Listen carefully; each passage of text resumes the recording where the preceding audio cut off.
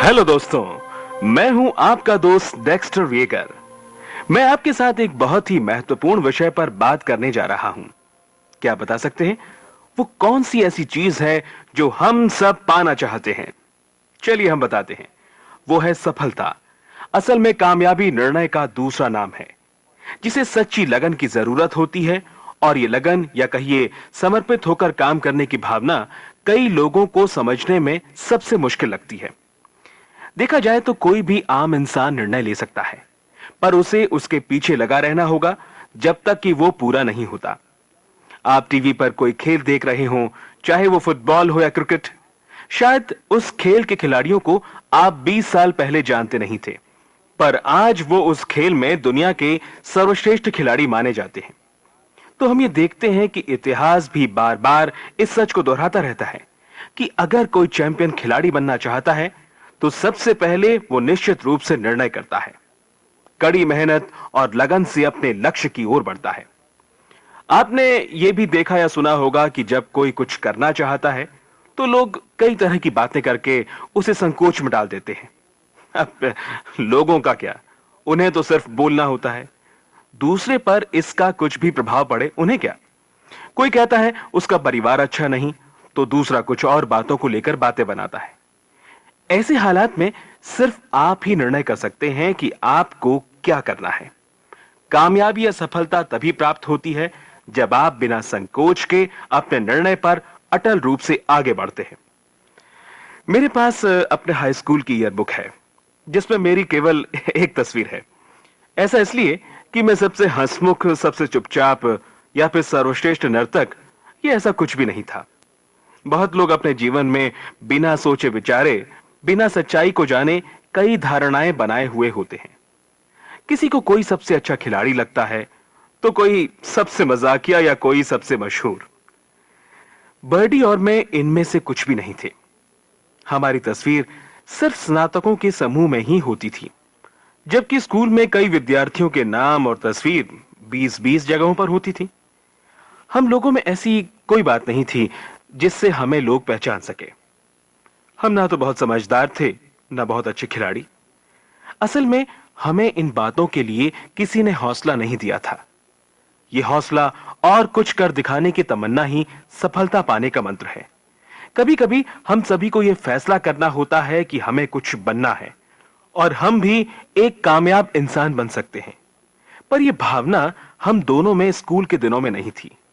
Birdie एक चुपचाप किस्म की लड़की थी और मैं सबको जानता था, पर सभी मुझे जानते थे सिर्फ एक आम लड़के की तरह। हमारे लक्ष्य अलग अलग थे। पहली बात, मुझे स्कूल की कोई परवाह नहीं थी, और अगर परवाह नहीं होगी तो आदमी कैसे कामयाबी पा सकता है। दूसरी बात, स्कूल में ऐसे बहुत बच्चे थे जो कई तरह के खेल कूद में शामिल रहते थे, जैसे कि फुटबॉल, कुश्ती, बॉक्सिंग इत्यादि। इन सबको खेलने में बहुत मजा आता था, मगर मेरे इरादे कुछ और ही थे। मैंने अपने आप से कहा कि तुम्हारे पास इन सब चीजों के लिए समय नहीं है, इसलिए यहां से निकलो और कुछ पैसे कमाओ, क्योंकि ये पैसे ही तुम्हारी जरूरत है। तो जब स्कूल के लिए कपड़े खरीदने का वक्त आता था तो मैं अपने पैसों से खरीदता। जब किताबों की जरूरत होती तो मैं पुरानी किताबें खरीदता, क्योंकि वो सस्ती होती थी। आपको पता है कि अगर आप अपना होमवर्क पूरा नहीं करेंगे तो आपको अच्छे नंबर भी नहीं मिलेंगे, या आप स्कूल नहीं जाएंगे तो पास करना मुश्किल हो जाएगा। 10वीं कक्षा में मेरे प्रधानाध्यापक ने मेरे माँ बाप को एक चिट्ठी लिखी कि मैं स्कूल नहीं आता हूं। मेरे माँ बाप को इस बारे में नहीं पता था। मेरे पास स्कूल जाने से बेहतर काम थे। शायद आप इस बात को समझते हैं कि उस उम्र में किसी लड़की से दोस्ती कितना मायने रखती है। मैं अपने दोस्तों के साथ अक्सर घूमने निकल जाया करता था, या अपनी दोस्त के साथ कहीं अकेले जाकर घंटों बैठ जाया करता था। मगर इन सब बातों का मतलब यह नहीं था कि मैं अपने लक्ष्य को भूल जाऊं। यह बात हर इंसान को समझ लेनी चाहिए कि उनका लक्ष्य हमेशा उनके सामने रहे। हम लोग अक्सर अपने दोस्तों से यह सुनते हैं कि हम ये नहीं कर सकते, हम वो नहीं कर सकते, मगर ऐसा असल में नहीं होता। हम लोगों में एक गलत बात यह है कि हम लोगों की बातों पर बहुत ध्यान देते हैं और अपने अंदर यह बात बिठा लेते हैं कि हम सच में कुछ नहीं कर सकते। जिंदगी भर कई बातों के लिए संघर्ष रहता है कि हम कोई काम कर सकते हैं या नहीं। हमें लोगों की बातों को भूलकर अपने आप को देखना चाहिए। हम वो सब पा सकते हैं जो हम चाहते हैं। इसके लिए हमें सच्ची लगन चाहिए। मुझे बहुत अच्छा लगता है कि मैं लोगों को उनकी अच्छाइयों के बारे में बताऊं। मुझे कोई अच्छी लड़की दिखती है तो मुझे यह कहने में बिल्कुल संकोच नहीं होता कि वो बहुत खूबसूरत है, या कोई व्यक्ति तंदुरुस्त है, मजबूत है। इसी तरह मैं औरों को भी उनके बारे में बताने में नहीं हिचकिचाता। पर मैं ऐसा शुरू से नहीं था। बचपन में मुझे किसी की तारीफ करने में बहुत शर्म आती थी, मगर वक्त के साथ मुझे लगा कि लोगों को इसकी बहुत जरूरत है। इसीलिए यह बहुत जरूरी है कि हम लोगों को उनकी अच्छाइयों के बारे में बताएं। शायद कुछ लोग ऐसे में आपके बारे में कुछ गलत समझ सकते हैं, मगर इसका मतलब यह नहीं कि आप लोगों की तारीफ करना ही छोड़ दें, क्योंकि उनमें से कुछ ऐसे भी लोग होते हैं जिन्हें इस तारीफ की बहुत जरूरत होती है। विश्वास करेंगे कि अमेरिका, जो दुनिया का सबसे प्रगतिशील देश है और जहां लोगों के पास उज्जवल भविष्य के बहुत रास्ते होते हैं, वहां भी लोगों के मन में आत्महत्या करने जैसे विचार आते हैं। क्या आप बता सकते हैं कि इसका क्या कारण है? इसका कारण है कि उनमें आत्मविश्वास व आत्मसम्मान खत्म हो चुका होता है। अब आप ही बताइए कि क्या हमें ऐसा होने देना चाहिए? चलिए हम काम के बारे में बातें करते हैं। जब मैं इस व्यवसाय में शामिल हुआ था, तब मैंने जिन लोगों को स्पॉन्सर किया, उनके बारे में मैंने सोचा कि वो लोग समझदार और कामयाब होंगे। पर जब मैं कुछ लोगों की बुद्धिमानी की परीक्षा ले रहा था, तो उनमें से बहुत से लोग वहां से चले गए, क्योंकि उनमें इतना धैर्य नहीं था। इसका मतलब ये नहीं कि वे समझदार लोग नहीं थे, पर उन लोगों ने इस काम के बारे में निर्णय नहीं लिया था और ना ही इसे समझने की कोशिश की। देखिए, इस दुनिया में दो किस्म के लोग होते हैं। एक वो जो आज के लिए जीते हैं और दूसरे वो जो कल के लिए, यानी वो लोग जो अपने भविष्य के बारे में तैयारी करके रखते हैं। और जो लोग ऐसा करते हैं, असल में वही कामयाब भी होते हैं। जब मैं ये प्लान लोगों को दिखाता हूं, तो मेरे सामने दो प्रकार के लोग होते हैं। एक वो जिनके कुछ सपने होते हैं और दूसरे वो जो घर का खर्चा चलाने के लिए काम करते हैं। ज्यादातर घरों में घर चलाने के लिए औरतों के हाथ में पैसा रहता है, जिसकी वजह से आदमी को यह पता ही नहीं रहता कि पैसे की जरूरत कहां कहां है। ऐसे में आदमी का सिर्फ एक ही काम रह जाता है कि उसे हर महीने घर में पैसे लाकर देने हैं। उसका सपना सिर्फ इस बात तक ही सीमित रहता है। कई बार इंसान का एक छोटा सा निर्णय उसे कामयाबी की ओर ले जाता है, और यह छोटा सा फैसला ही एक सफल और असफल आदमी में अंतर करता है। अब ये आपके ऊपर है कि आप क्या निर्णय करें। अगर चाहें तो ये निर्णय आप इसी समय कर सकते हैं। मैं आपको एमवे से अपने पहले परिचय के बारे में बताता हूं। यह परिचय तब हुआ जब बर्डी लिक्विड ऑर्गेनिक क्लीनर और SA8 लिक्विड डिटर्जेंट व कुछ और चीजें खरीद रही थी। मुझे विक्रेता को देखकर बहुत हैरानी हुई, क्योंकि उसके पास अपना खुद का एक कराटे क्लब था और वो एक 4 मंजिले मकान में हमारी ही कॉलोनी में रहता था। हम कोई बहुत अच्छे इलाके में नहीं रहते थे, मगर मैंने अपना मकान उस जगह इसलिए खरीदा था क्योंकि वो मेरे उस मकान से बहुत अच्छा था जिसमें मैं शादी के बाद रहा था, या उस कार गैराज से जिसमें मैं कुछ दिनों रहा था। असल में मेरा सपना एक ऐसे ही घर तक सीमित था। मैं मानता हूं कि मेरा सपना बहुत मामूली था, पर जब मैंने उस आदमी को हमारे घर आकर और फिर किसी और के घर जाकर सामान बेचते देखा, तो मुझे मालूम हुआ कि मेरी सोच कितनी सीमित है। उसने मुझे बताया कि पड़ोस में उसने किसी को स्पॉन्सर किया है। तब मेरे दिमाग में स्पॉन्सर करने का मतलब सिर्फ ये था कि बड़ी बड़ी कंपनियां ही खेलकूद इत्यादि जैसे कार्यक्रमों को स्पॉन्सर करती हैं। हम सब लोगों की कुछ धारणाएं होती हैं, जैसे कि मैं ये तो चाहता था कि मेरा एक बड़ा कारोबार हो, पर मैं उस आदमी की तरह एमवे के लिए एक घर से दूसरे घर नहीं जा सकता था। यही तो करता था वो। लोगों के घरों के दरवाजों को खटखटाना ही तो काम था उसका। अब आप बताइए, आप इस काम के बारे में क्या सोचते हैं? क्या आप इस काम को अपने लायक समझते हैं? शायद नहीं। ये काम तो सेल्समैन करते हैं। दोस्तों, अब मैं जो कहने जा रहा हूं उसे ध्यान से सुनिए। आप अपने दिमाग से ये बात निकाल दें कि इस काम में कोई बुराई है। हम किसी दोस्त के घर जाते हैं तो दरवाजा खटखटाते हैं। हम अपने घर में जाने के लिए भी दरवाजा खोलते हैं। गाड़ी में बैठने के लिए या होटल में जाने के लिए हर जगह हमें इस दरवाजे को खोलना पड़ता है। तो ये समझ लीजिए कि जिंदगी में उन्नति का राज ही ये दरवाजा है। इस बात को भी दिमाग से निकाल दें कि किसी का दरवाजा खटखटाने से इज्जत घट जाएगी। अगर आप अब भी ये सोचते हैं कि किसी का दरवाजा खटखटाना बुराई है, तो आप जीवन भर उसी जगह पर बंद और फंसे रहेंगे, क्योंकि आपको दरवाजा खोलना एक गलत काम लगता है। आप अपने समझने की शक्ति को बढ़ाने की कोशिश करें। जो लोग कामयाब होते हैं वो जरूरी नहीं कि बुद्धिमान भी हों, पर हां, उन्होंने अपने आप को समझदार बनाया है। आपने अक्सर अमीर लोगों को बहुत चुपचाप पाया होगा। असल में उन लोगों के लिए बेकार बातें करने से जरूरी अपने भविष्य के बारे में सोचना होता है। हम देखते हैं कि नेता लोग आजकल कमजोर वर्ग के पास जाकर उनसे हमदर्दी जताने की कोशिश करते हैं। मेरे ख्याल से ये हमदर्दी ही उनको ये एहसास दिलाती है कि वो कमजोर और बेबस हैं। शायद आप इस बात को समझ सकते हैं कि ये दोस्ती नहीं बल्कि दुश्मनी है।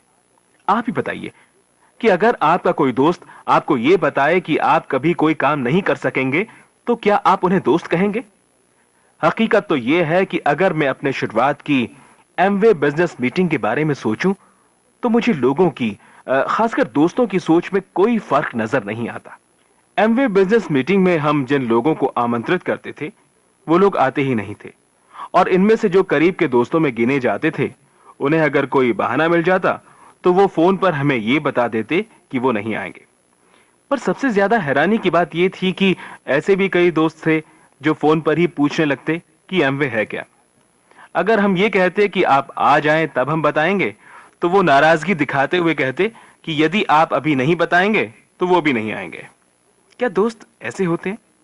ये तो वही बात हो गई कि आपका दोस्त अस्पताल में है और आप उसे फोन पर पूछते हैं कि वो जब तक ये नहीं बताएगा कि उसे क्या बीमारी है, तब तक हम उससे मिलने नहीं आएंगे। पर हमें इन बातों में अपना कीमती समय व्यर्थ नहीं करना है। हकीकत तो यह है कि हमें गंभीरता से यह सोचना है कि हमारी एक ही जिंदगी है जिसे हमें ही संवारना है। बर्डी और मेरी सोच भी इससे कुछ अलग नहीं थी, परंतु उस समय न जाने क्यों हमें एमवे में इतनी दिलचस्पी नहीं हुई। वक्त ही आपको बताता है कि कौन सी चीज आपके लिए लाभदायक है और कौन सी नहीं। जब मैं अपने बड़े भाई की पत्नी के बच्चा होने पर उनसे मिलने गया, तो वहां मेरी भाभी के बहनों से मेरी मुलाकात हुई, जिसका नाम रोज था, जो कि एक इंजीनियर होकर भी मेरे से कहीं ज्यादा पैसे कमा रहा था। उसने मुझे बताया कि डेक्स्टर, अगर तुम एमवे व्यवसाय में आ जाओ तो तुम्हें लाखों की आमदनी होगी। ये बात 1964 की है, जब 1 लाख रुपया सपने के सामान था। थोड़े समय बाद वो बर्डी से मिलने आया और एमवे के बारे में बताने लगा। बर्डी और मेरी इस बारे में काफी बातचीत हो चुकी थी, और उसे मालूम था कि मुझे सारा दिन सेल्समैन का काम करके घर आने के बाद एक और सेल्समैन को अपने घर में बैठे देखकर नाराजगी होगी, क्योंकि वो मेरी आधे महीने की तनख्वाह लेकर मुझे वो देगा जिसकी मुझे कोई जरूरत नहीं थी। बर्डी ये जानती थी, और इसीलिए उसने रुस से कहा कि उसे इस बारे में मुझसे बात करनी होगी। उस रात जब मैं घर लौटा तो मुझे रसोई में एक नोट मिला, जिसमें लिखा था कि रुस आपसे बात करने आ रहा है और मैं अपनी मां के घर जा रही हूं। और इस तरह मैं फंस गया। अगर बर्डी घर पर होती जब वो मुझे ये बताती, तो मैं कहीं और चला जाता, पर बर्डी वहां नहीं थी, और उसने रुस को बता दिया था कि मैं घर पर मिलूंगा। मैं बर्डी को झूठा भी साबित नहीं करना चाहता था। जब रुस आया तो उसने मुझे बिल्कुल तैयार पाया। सबसे ज्यादा परेशानी की बात तो यह थी कि मैं रुस की बिल्कुल भी इज्जत नहीं करता था। रुस बचपन में काफी आवारा किस्म का लड़का था और उसे झगड़ों की आदत थी। वो मुझसे 4 साल छोटा, यानी 20 वर्ष का था, और अपने परिवार का इकलौता बेटा था। उसकी 8 बहनें थी। बेटा होने के नाते उसे सबसे ज्यादा प्यार मिला और वो बिगड़ गया। और उसकी बातें सुनते वक्त मुझे हंसी आ रही थी। वो इंसान जो कि हर वक्त लड़ाई के लिए तैयार रहता था, वो मुझे घबराते हुए एमवे का प्लान दिखा रहा था। प्लान दिखाने के बाद उसने मुझे बताया कि न्यूयॉर्क में एक पुलिस वाला एमवे डिस्ट्रीब्यूटर एसोसिएशन के सदस्यों में से एक है। मुझे उससे मालूम हुआ एमवे डिस्ट्रीब्यूटर एसोसिएशन में कुल 11 सदस्य होते थे, जिनमें से 2 रिच देवोस और जे वेन एंडल थे, जिन्होंने इस कंपनी की शुरुआत की थी, और बाकी 9 डिस्ट्रीब्यूटर चुने जाते थे। ये लोग एमवे के जरूरी फैसलों में शामिल रहते थे। मुझे याद है, रूस की इस बात को सुनकर मैंने मन में सोचा था कि मैं भी एक दिन उन 9 लोगों में से हो सकता हूं। खैर, जब तक बर्डी घर वापस आई, तब तक रूस जाने की तैयारी कर रहा था। बर्डी ने रूस से पूछा कि रूस कहां चले।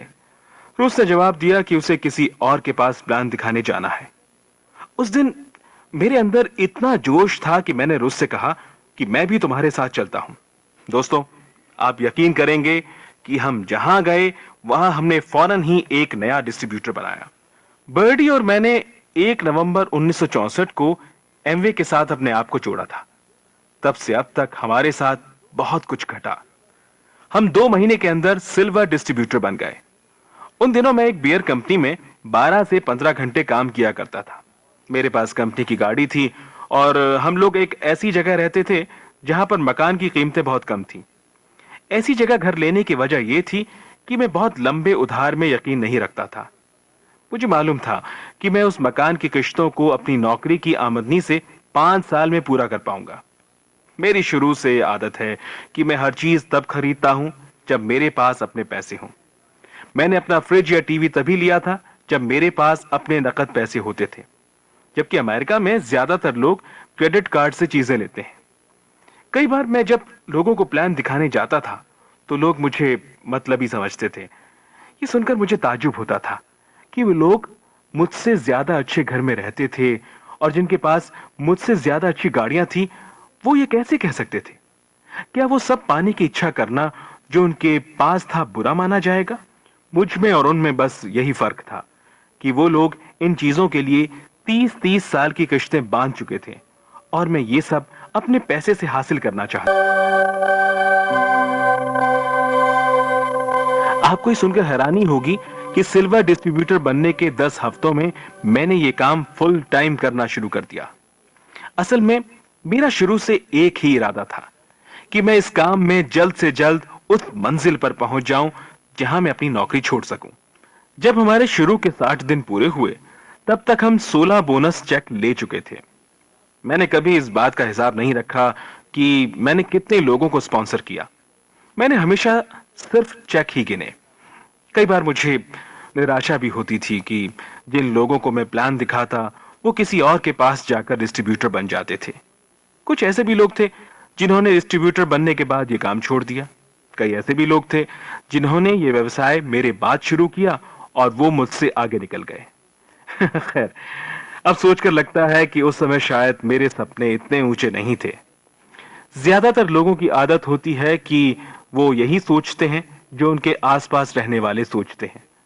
जैसे कि मेरे स्कूल में 10 में से 9 विद्यार्थी सोचते थे कि या तो वो स्कूल की टीचर बन जाएं, या सेक्रेटरी, या फोन ऑपरेटर। कई लड़कियों की तो इच्छा सिर्फ एक घरेलू पत्नी बनने की होती थी।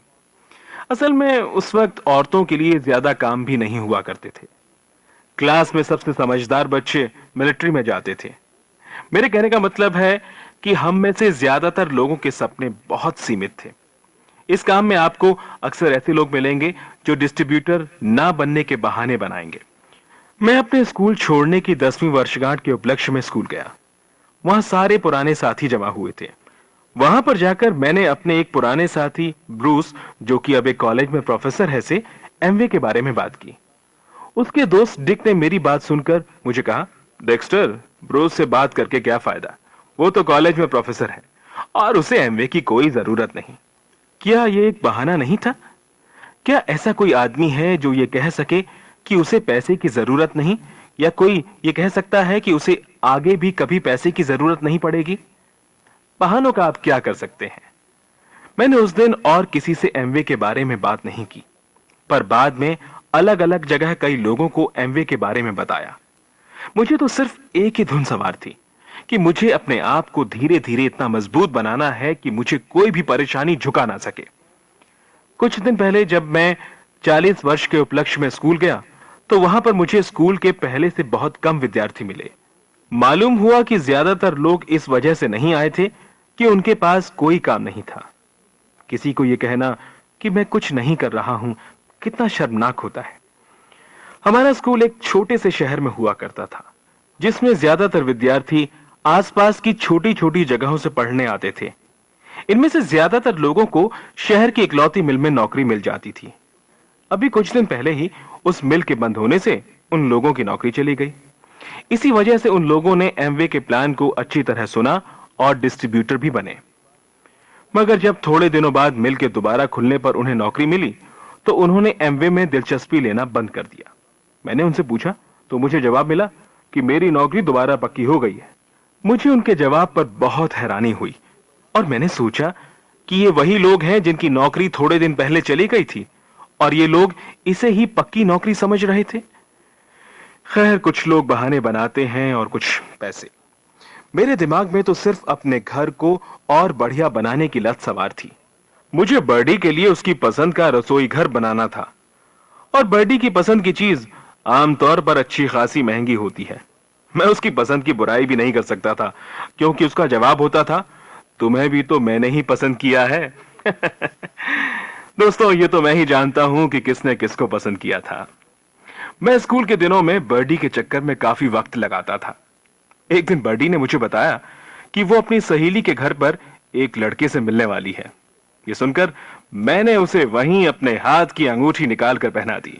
मैंने उस वक्त तक ये निर्णय नहीं किया था कि मैं बर्डी से शादी करूंगा, पर जिंदगी में हम सभी को ऐसे मौकों पर तुरंत ही कुछ ना कुछ निर्णय करने पड़ते हैं।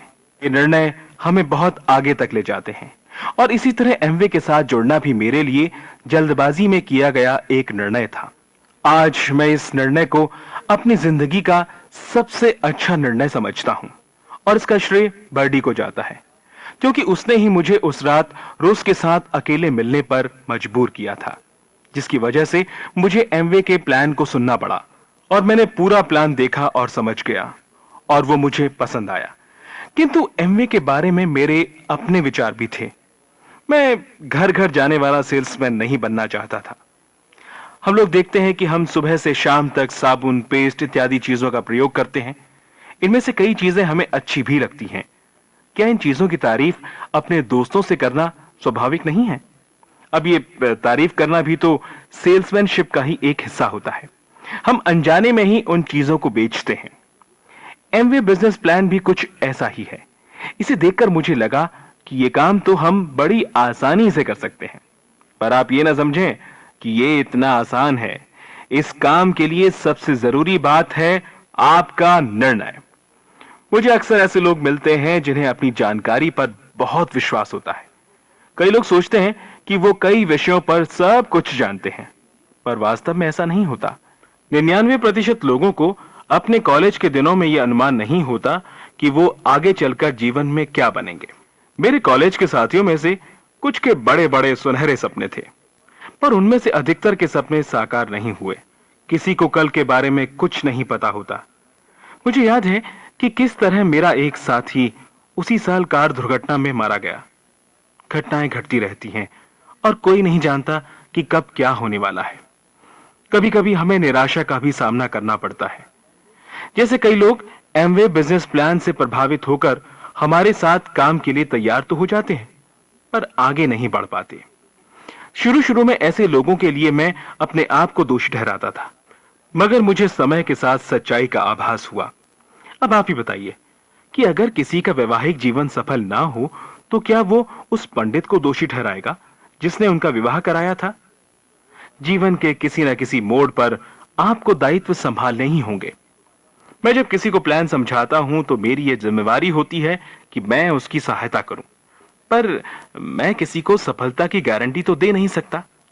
हमने कई लोगों को स्पॉन्सर किया ताकि व्यवसाय आगे बढ़ता रहे और सभी को लाभ हो।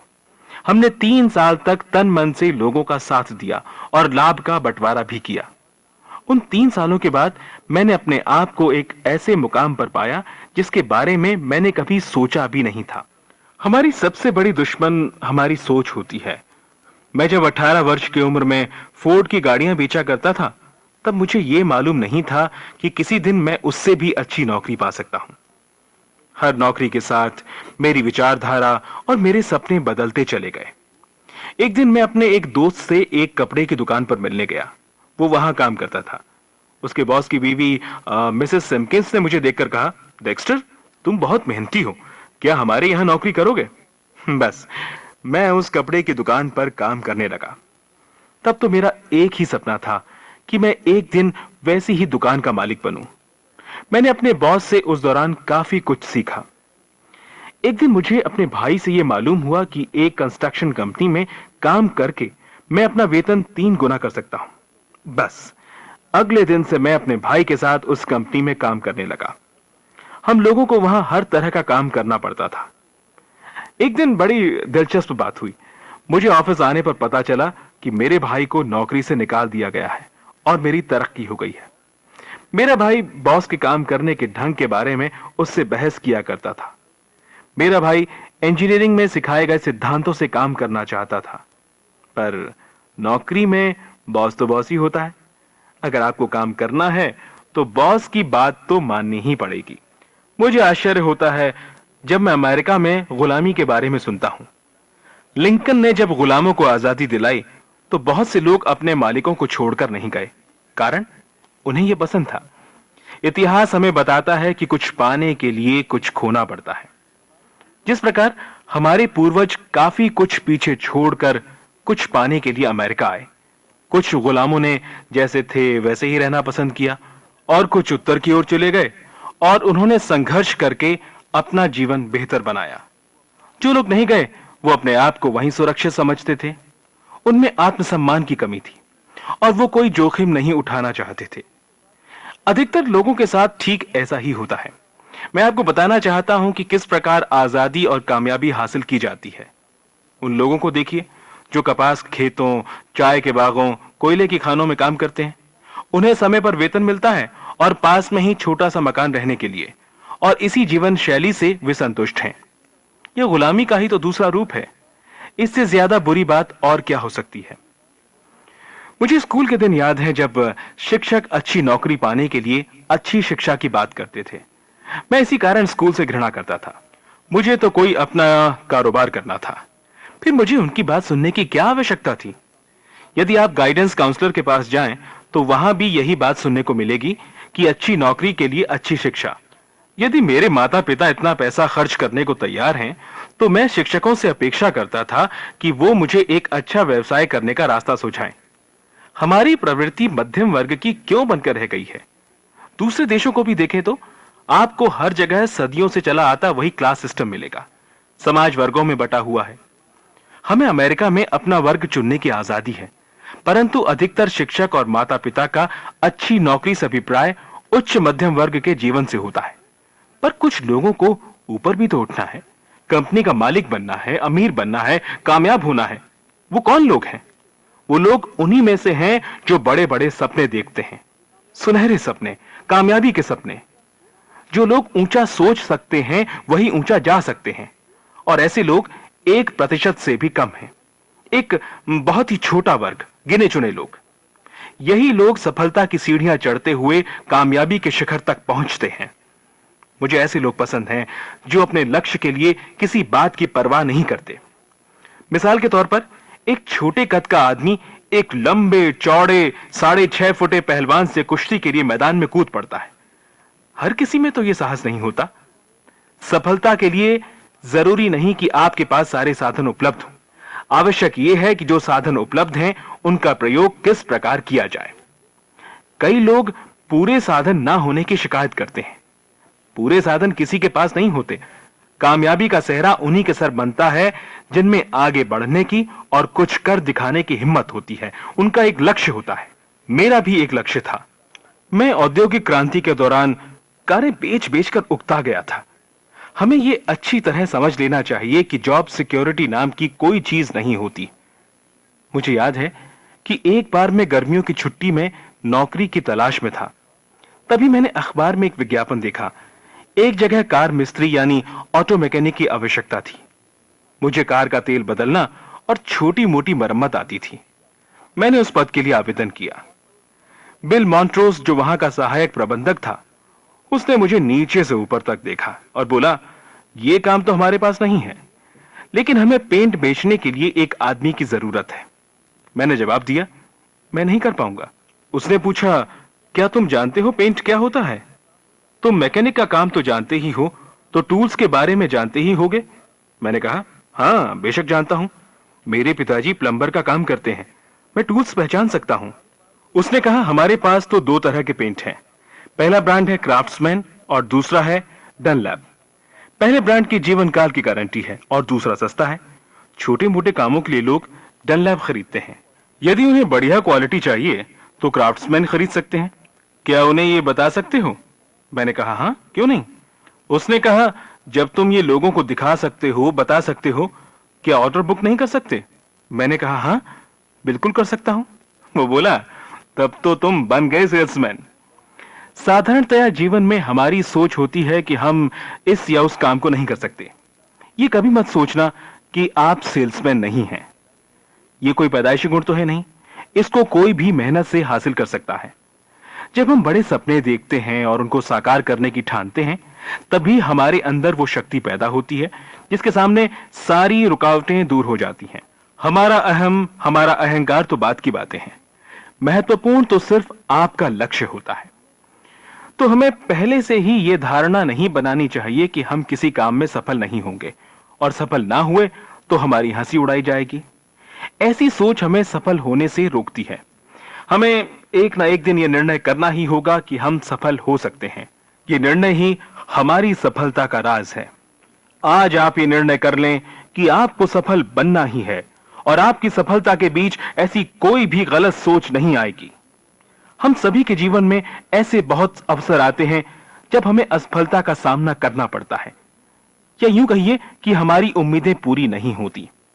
एमवे में अक्सर हम जिन लोगों के बारे में ज्यादा उम्मीद रखते हैं वो या तो ऊंचाई पर नहीं पहुंचते या शुरू में ही किसी काम को छोड़ देते हैं। हम लोग कई काम इस वजह से भी नहीं कर पाते हैं कि लोग हमारे बारे में क्या सोचेंगे। कई लोग हमें असफल तो नहीं कहेंगे। हमको जीवन में कई तरह के लोग मिलते हैं। एमवे के नजरिए से हम लोगों को दो हिस्सों में बांट सकते हैं। एक वो जो देखने में बहुत ज्यादा होशियार या तेज नहीं लगते, मगर वो अपनी मेहनत और लगन से धीरे धीरे कामयाबी की ओर बढ़ते हैं।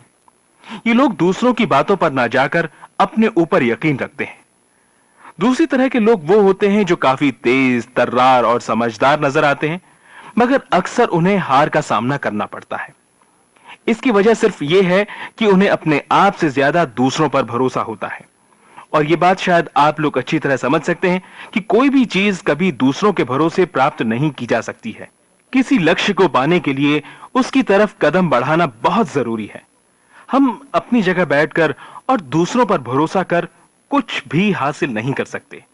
हर इंसान के जीवन में कोई ना कोई ऐसा मौका जरूर आता है जब वो अपने आप को उदास और हारा हुआ महसूस करता है। ऐसे ही मौके पर हमें उन क्षणों को याद करना चाहिए जब हमने ये निर्णय लिया था कि हमें कुछ बनना है। दोस्तों, जब भी मुझ पर कोई हंसता है तो वो मेरे निश्चय को और पक्का कर देता है। कई बार लोग हमारी कामयाबी को देखकर हमारे पीछे आते हैं। जब मैं एमवे से जुड़ा तब एमवे 5 साल पुरानी कंपनी थी।